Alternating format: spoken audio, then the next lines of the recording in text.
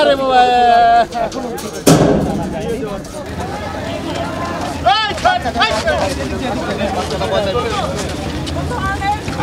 ধানমন্ডি 32-এ আজকে একই রকমভাবে উৎসুক জনতার ভিড় রয়েছে। তবে আজ দুপুর 11টার দিকে এখানে ফায়ার সার্ভিস আসার কথা ছিল এবং তারা এখানে এসে এই যে আমি যেই ভবনটিতে রয়েছি এখানে দেখছেন এখন উৎসুক জনতার ভিড় রয়েছে এবং এই ভবনটিকে সন্দেহ করা হচ্ছে যে এখানে আয়নাঘর রয়েছে।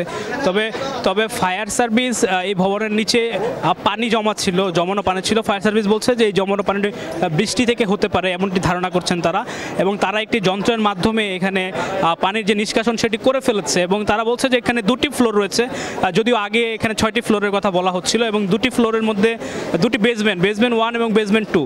তো বেসমেন্ট 2-তে যে পানিগুলো জমা ছিল সেটি আসলে ফায়ার সার্ভিস নিষ্কাশিত করেছে এবং তারা বলছে যে এই জায়গাটি লিফটের জন্য করা হয়েছে বলে বলছে। তবে যদিও আনুষ্ঠানিকভাবে ফায়ার সার্ভিস সংবাদ মাধ্যমে কোনো কথা বলেনি, তারা এখানে এসেছিল কয়েকজন, তারা পানি নিষ্কাশনের কাজটি করে এই জায়গাটি যেটি দেখতে পাচ্ছেন এটি সন্দেহজনক জায়গা হিসাবে ধরা হয়েছিল যে এখানে হয়তো আয়নাঘর থাকতে পারে এমনটি ধারণা করছিল সবাই এবং ফায়ার সার্ভিস ইতিমধ্যে কিন্তু চলে গিয়েছে এখান থেকে।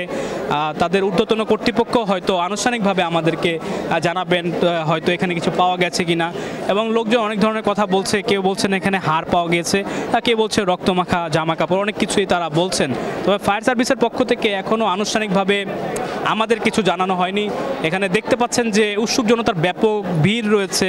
তো আগে যেই কেন্দ্রবিন্দুটি ছিল শেখ মুজিবুর রহমানের বাড়ি সেটি থেকে কিছুটা সরে জনতার ভিড় এখন বর্তমানে এই বাড়িটিতে রয়েছে এবং এখানে সবাই দেখতে পাচ্ছেন যে ব্যাপক ভিড় তারা করছেন। তবে আনুষ্ঠানিকভাবে আমরা কিন্তু কোনো তথ্য এখনও পাইনি যে এখানে ফায়ার সার্ভিস অভিযান করে কি পেয়েছে। তবে তারা একটি বেসমেন্ট হিসেবে বলেছে আমাদের কাছে। এর আগে আমরা এটা নিয়ে কথা না বলেই ভালো।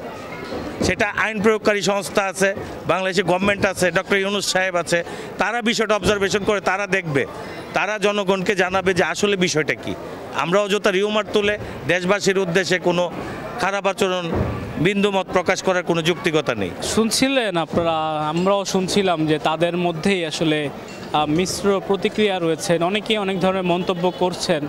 তো যেহেতু ফায়ার সার্ভিস এসেছিল দুপুর 11টার দিকে এবং তারা এখানে যতটুকু কাজ করার সেটি করে এখান থেকে ইতিমধ্যে চলে গিয়েছে।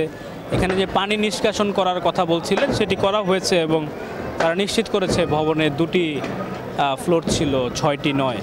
তো আমার কাছে এই ছিল ধানমন্ডি 32 নাম্বার থেকে সর্বশেষ খবর এবং পরবর্তীতে কিছু থাকলে অবশ্যই আপনাদের সাথে আবারও যুক্ত হব।